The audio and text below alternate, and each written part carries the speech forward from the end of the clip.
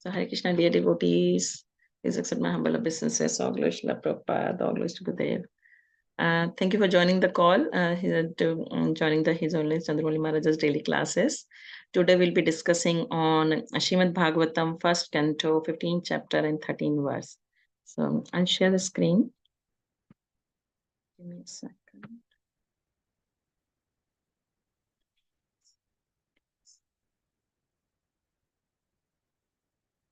Oops, sorry. Oh, there.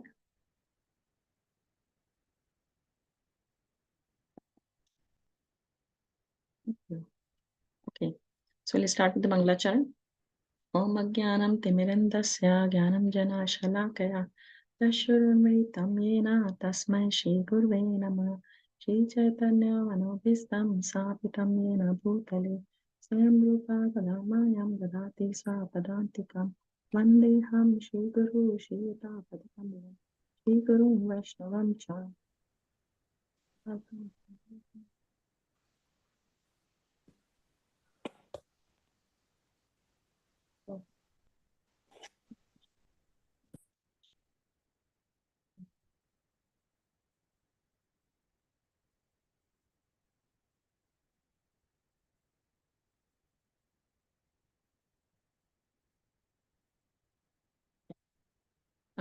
So let me just check. Hare Krishna Silpesh Prabhu, thanks for joining.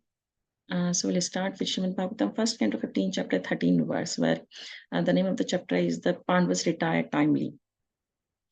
So as the verse goes, Tatreva me viharato bhujitanda yoganmam gandiva lakshanam arti vadya devaha sendrashita yad anubhavitam ajmidha tena harmam apumushita purushena bhunama.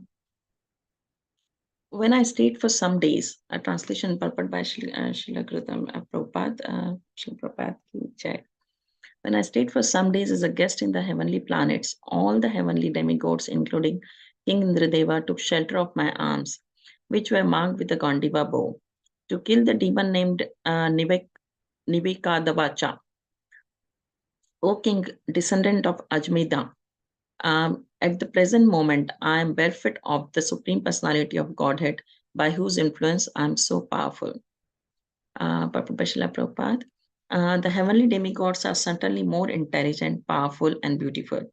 And yet they had to take help from Arjuna because of his Gandiva bow, which was empowered by the grace of Lord Shri Krishna. The Lord is all powerful, and by his grace, his pure devotees can be as powerful as he may desire. And there is no limit to it. And when the Lord withdraws his power from anyone, he is powerless by the will of the Lord. So, Jai. So this verse is last time, we've been discussing that the news comes to, Yudhishthira that Krishna has completed his earthly pastime and he has left the world. And in the previous chapter, Yudhishthira was, showing his sorrow to Arjuna. In this chapter, Arjuna is, remembering the time when what he has done by the grace of the Lord and what he could do, and he just, he's reminding himself as what was done, what power was given to me as part of, as being, being the blessing, getting the blessings from the Lord and being in the association of the Lord. And he just, as he's remembering the time, as we, we miss our old friend who is gone, who has gone far away. We always think of the past times, what we have done, what we have spent time with them. So Arjuna is in the same state, and he's trying to, remember the time. So this is a very special, incident that took place, or should call incident, maybe a blessing, that it showed the, the grace of the Lord, and also the strength which Arjuna received from him. So this pastime goes as in that when it says that Krishna, Arjuna was actually asked to come to, to heavenly planets, and his arms were marked, like, you have the signs when you continue to use some things, and then you get the marks on your hand. So he had signs of that bow on his hand, and he was he killed the demon named Nivikdvacha. So this particular pastime, what he's remembering, that when Yudhishthira Maharaj and all five Pandavas were, sent to the far forest, and they were living there, but they were preparing themselves to fight with Kauravas at the later time, and they needed more weapons basically. That so Yudhishthira asked Arjuna to go and do some tapasya and get some weapons from the demigods. So Arjuna was in the forest. He was meditating. He was doing hard penance, how to focus on the Lord. And one of the Brahmana came, and he suggested Arjuna that how this is how you should perform your penance to be able to achieve the desired result what you want. So he suggested to stay on some diet, and this is how you should perform it. So Arjuna, stayed on fruits for a month, and then on the water, and then just on the air, and then he kept both his hands up, and he was just this is how he was performing his tapasya. And there comes a hawk. So he was looking at that, and there was one of the king who came with his wives as well. So Arjuna wanted to actually uh, attack the hog, and but that king also attacked the hog as well at the same time. But king got in argument with Arjun that when I was hitting him, why did you hit him as well? And then they both had a big fight, and that king fought with Arjuna for few days. That fight, Arjuna was even used his all the weapons got destroyed. He used his brahmastra, but that even did not work on that king. So he was quite surprised that how powerful this person is, that I'm not able to defeat him. And then he was actually closing his eyes and meditating that what weapon I should use. And at that time, as soon as he opened the eyes, he could see that Shiva was standing in front of him. So it was none other than Lord Shiva who was trying to test the strength of Arjun. And when that was done, Arjun, Shiva asked that, what do you want, Arjuna? Why are you doing so hard penance? So Arjuna suggested that, Arjuna requested actually that I would like to have all the weapons from all the demigods. And at that time, Indra came, and a sun god, Vayu god, and all the demigods appeared on the scene. And Indra told Arjuna that you should collect all these weapons, and that is a gift from us. You take all these weapons. We are happy to give you that, but however, we would like a favor from you. So Arjuna asked, what do you want me to do? So Indra invited him actually to heavenly planets, and he said that you come there, and I will let you know what do we want from you. So it sent a chariot, and it said that Indra's chariot has 10,000 horses, and the chariot driver is very skilled. He always take Indra here and there everywhere for all the fights, and so that particular chariot with 10,000 horses was sent to Arjun to take him to a heavenly planet. And he went there. Then demigods requested him that there is a asura. So that's the name has been given in this verse, which is the name of Nivekadvacha. So he said that there are, Nivek Dwacha, that is the demon in Patal Lok, and he has got 3 crore asuras there. Demons are there, 3 crore demons are there, and we want you to fight you and defeat that demon. So Arjuna actually, went to Patal Lok with this chariot. He was sent there with all his weapons, and for many days and months that fight went on and on. But he was not able to defeat those demons. And then what they did, he tried the brahmastra, and when he used the brahmastra, they all disappeared. And suddenly, in the dark, they started to appear, and there's a Maya Yuddha. I'm not sure if you've seen it, because I have seen when I watched the Ramayana and Mahabharata in India in Hindi. So Maya Yuddha is basically, you disguise yourself and you come appear in the multiple forms. So what these asuras did, they started this Maya Yuddha, and they disappeared. However, there was a heavy rains of fire, big rocks, and heavy water storms. That type of rain started to come from the sky. So it was a very big fight, and Arjuna fought very with his strength. And at some point it happened that the chariot, he lost control of the horses. And he started to beg to Arjuna that please, it has never happened in my, in my all my services to Indra that I have ever lost the control of my horses. So you need to get something big weapon out. And it said that at that point Arjuna got remembered of the Vajrastra. Vajrastra is the big vastra, weapon. He got gifted by Indra as well. And a chariot driver reminded him that try using that specific astra that might help you. So Arjuna used that astra, and he defeat the Nivetkocha demon, and get the entry in his city, basically defeating all the demons. And as soon as he enters in the city, he sees that that was a different planet, like different heavenly planet. It's like Swargalok. And he feels, oh, how come am I in the Patal Lok or am I in the Indralok? And then the chariot driver reminds him that that we are actually in the Patal Lok. However, that Indralok was captured and kept by the Nivetkocha in Patal Lok, and this is why Lord Indra wanted you to defeat and bring that Indralok up in the heavenly planet. So this was the past time when Arjuna shown his strength and got the blessings of the demigods, and that is ultimately the blessings was coming from the Supreme Personality of Godhead, Lord Krishna. And he managed to get all the weapons, and which he also kept it for a fight with Kauravas as well.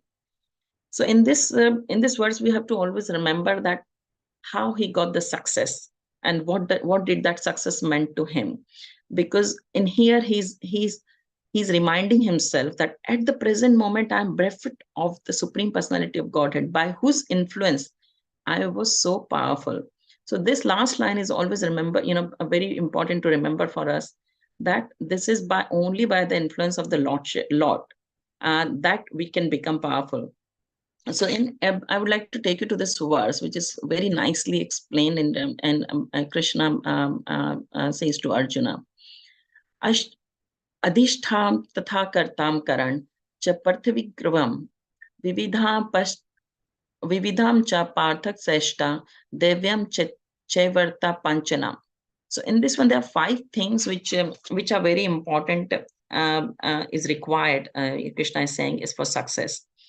Is Adhishtham, the place, Karta, the worker, Karanam, instrument, and then it says Cheshta, the endeavor, and certainly 5th one is the Supreme, Devam.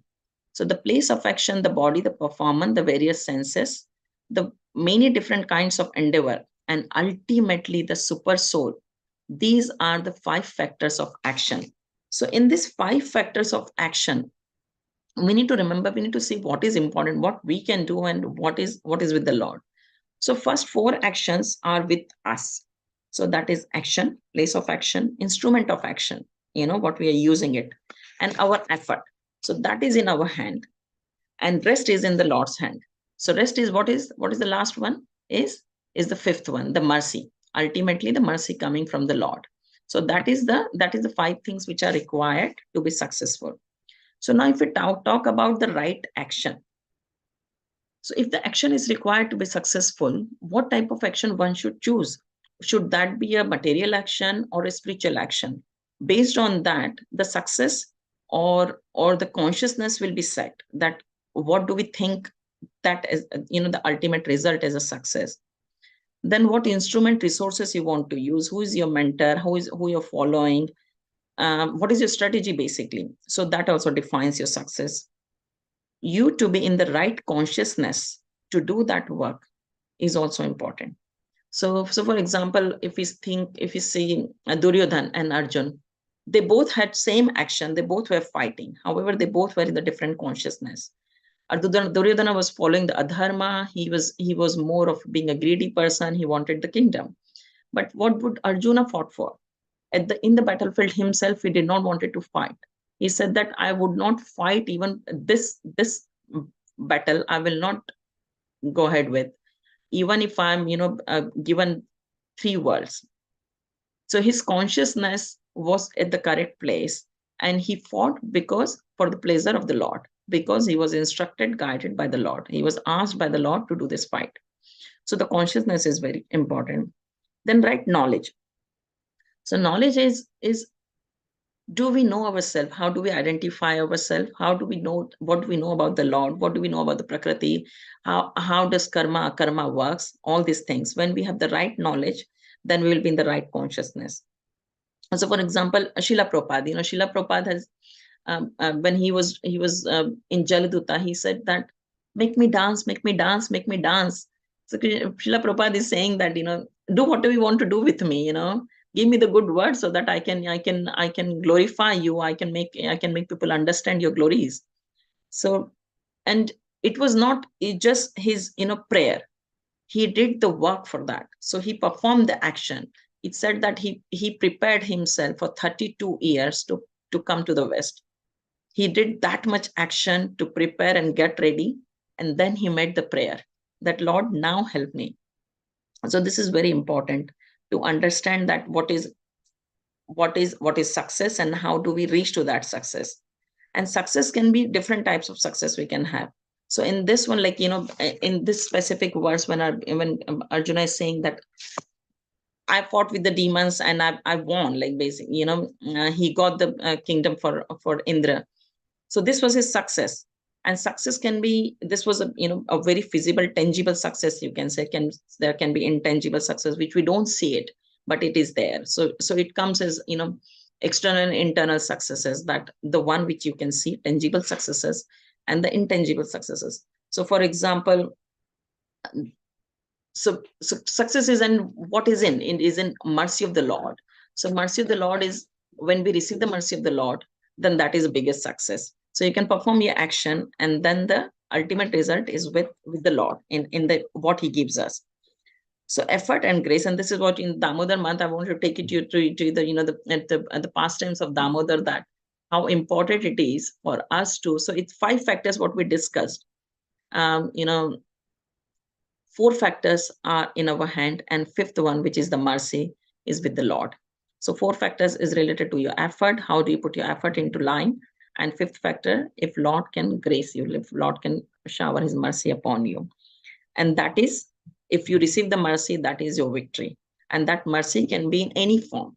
It doesn't have to be a physical protection, or it doesn't have to be a very good job with a very big package, or a big house, or a beautiful wife, or a good intelligent. So this can't be just your success. Your success can be, like, for example, for Parikshit Maharaj.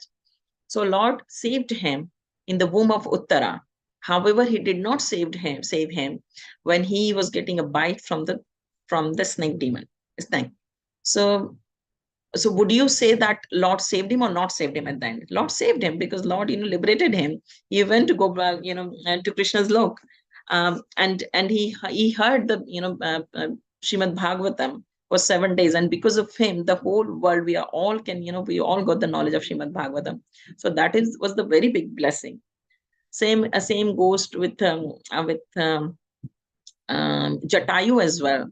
That when Ravan was trying to get Mother Sita, it's said in Ramayana that he was trying to, because Ravan knew the timing.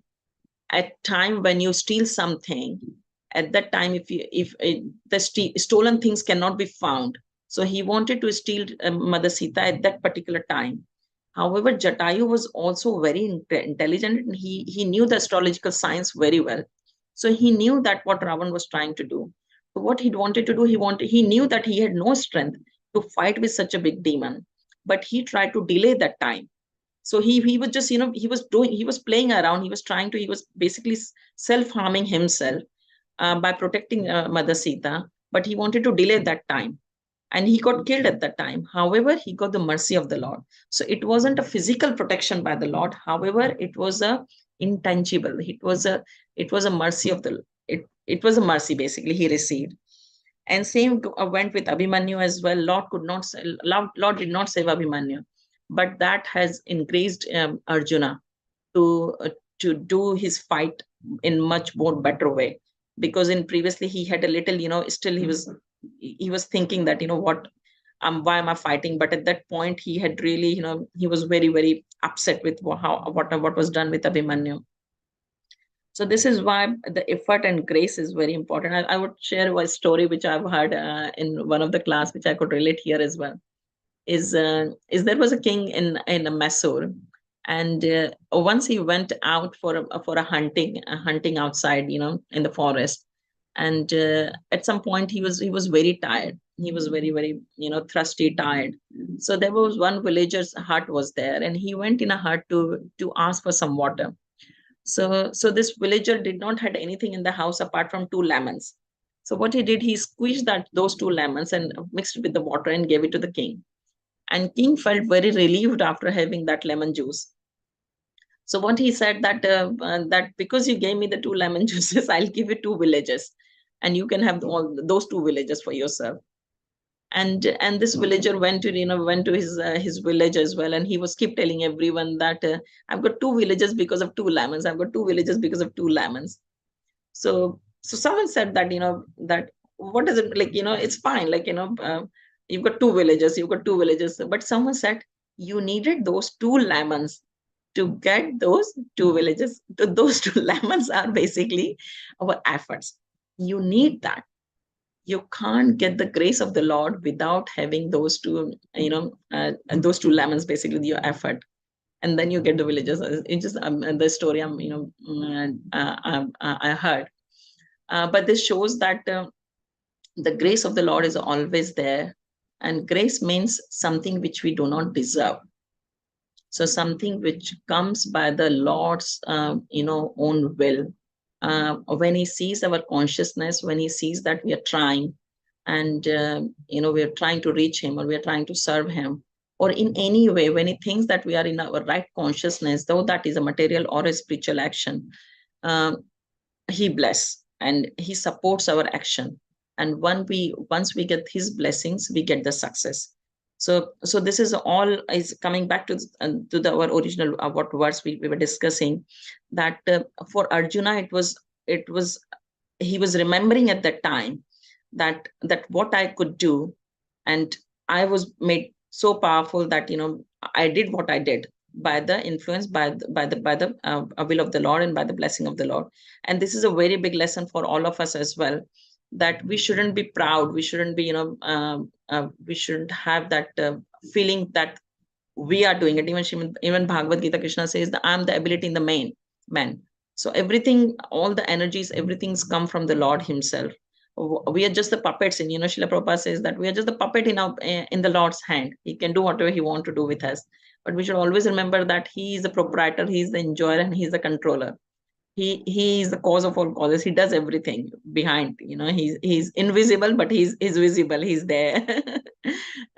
So yeah, that is a lesson for today, to always remember that Lord is there, and remembering that we do everything in the right consciousness.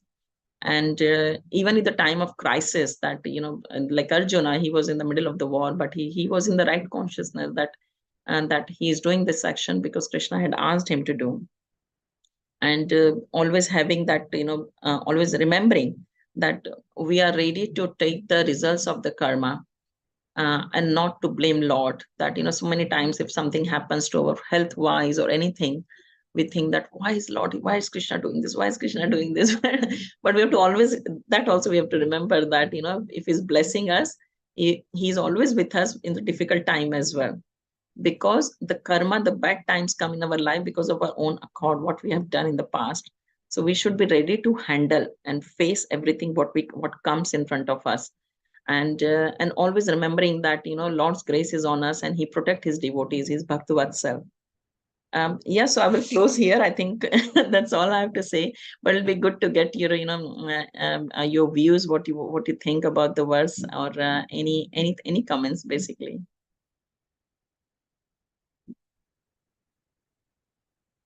Hare Krishna, Prabhu.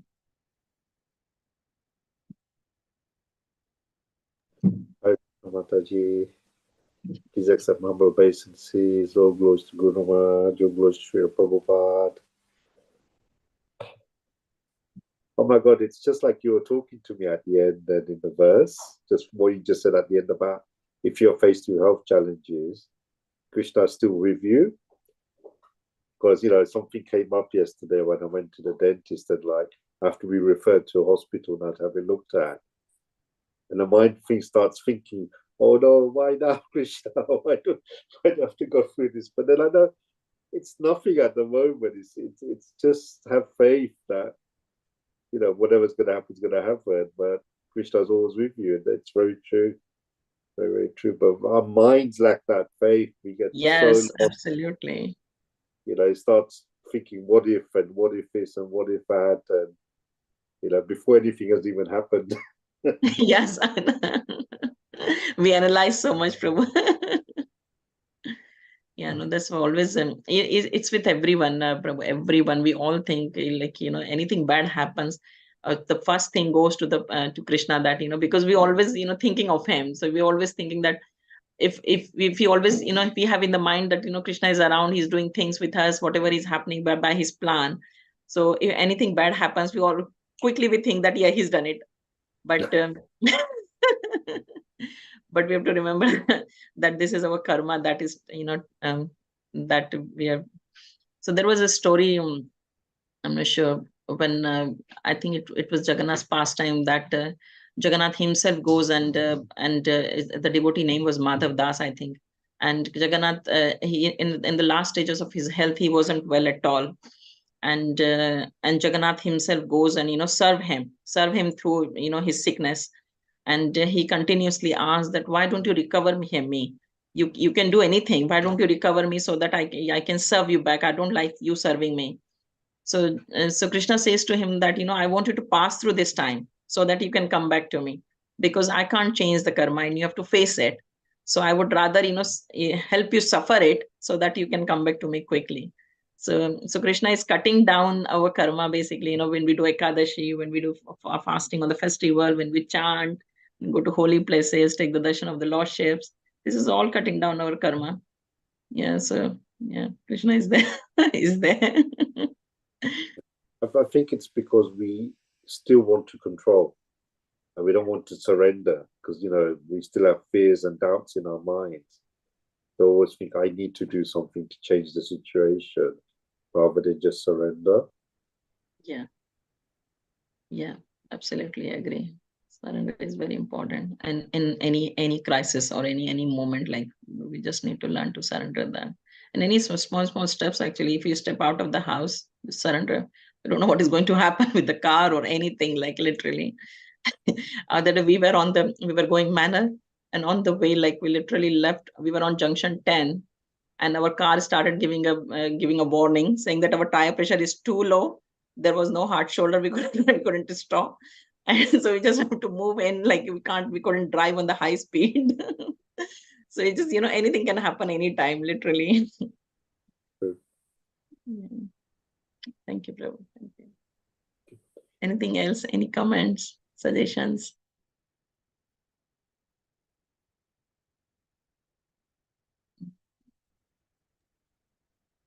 Hare Krishna. Hare Krishna, Please Prabhu. accept my humble obeisances. All glories to Srila Prabhupada, all glories to Guru Maharaj, all glories to your class. You're talking about we must always do things in the right consciousness. So how do we train ourselves to get into the right consciousness and stay in the right consciousness? Yeah. So right consciousness, actually, it comes slowly. So as you said, you know, where we try to distribute the books. So we all, first of all, if we are not in Krishna consciousness or coming from, you know, a very religious, or for the families who has been brought up in, you know, Krishna consciousness. So we try and distribute the books to bring them to the right consciousness. So this is why the consciousness comes from the knowledge. It doesn't come automatically. Like, it comes for few people, maybe it might come, but I've felt that, you know, consciousness comes from the knowledge. If you read the scriptures, if you find out what is right, what is wrong, if you know more about the Lord, know more about surroundings, everything, then you start to build up that consciousness. Like, for example, a child, when he grows, we tell him what is right, what is wrong. So child, you know, have the a habit of picking things from someone's house and bringing it home, the pencil or a sharpener or things like that. Then you tell them that, no, this is not the right thing to do. What do? You don't steal stuff from someone's house. You have got your own. So this all small things we need to learn. That is a very basic example of teaching a person what is right, what is wrong. So it comes slowly, and it comes from the experience as well. The way we learn things in our life, we understand what we might have upset many people in the life, or we have got upset with many people, and then we would have realized that we have whatever we have done it wrong, and that has changed our consciousness. So next time if the same scenario happens, we will be in our right frame of consciousness, thinking that this is what I should do it. So it comes with the experience, it comes with the knowledge, and it comes by looking at the other Vaishnavas, looking at others as well. So you pick up, how others are, this is why everyone runs behind, sannyasis and ISKCON, that we want to follow, we want to serve them. So the more you glorify a pure Vaishnava, the more you serve the pure Vaishnava, what happens, we imbibe some of their qualities as well. So slowly it happens that, and this is why the personal servant of the sannyasis, I have seen that so humble, meek, and you feel like, that they've just seen Krishna, because they're just with the person all the time who has Krishna within. So the Vaishnavas, senior Vaishnavas, pure devotees can give you the qualities, and that will imbibe, the qualities will imbibe and bring you to the right consciousness. So there are few ways we come to that, and this is why the right consciousness, it takes time for us to become a complete, fully Krishna conscious. Because as soon as we join the movement, it doesn't happen, because we learn slowly. We read and we understand, we meet people, we hear the lectures, we serve other Vaishnavas, and slowly, by the mercy of the Lord, we come in the right frame of mind, that what is right, what is wrong. If that makes sense, Prabhu. Yes, that's helpful. Like you always want to learn faster. Patience, there, Prabhu, there. Yeah, enthusiasm and patience is very important. Like even I don't have any patience. Like being a woman, I should be. Krishna says, Christian women have a quality of patience, but I don't think I have any. but yeah, I'm trying to build. Yeah, but at the same time, we should not lose our enthusiasm as well to come in the right consciousness. So there is, as I was saying last time as well, there is an urgency to come in the right consciousness ASAP. Like literally, we should be Krishna conscious now. Now, but we shouldn't overkill ourselves. We should remember that it will happen, but have complete faith as well, that Lord will do it. Don't lose the faith on the Lord. Like I'm saying what I'm trying as well, like I'm giving it a every day. I think that yes, I can do it, but I have to have patience, and Krishna will make it happen. One day I will be completely Krishna conscious. It will happen one day, Prabhu.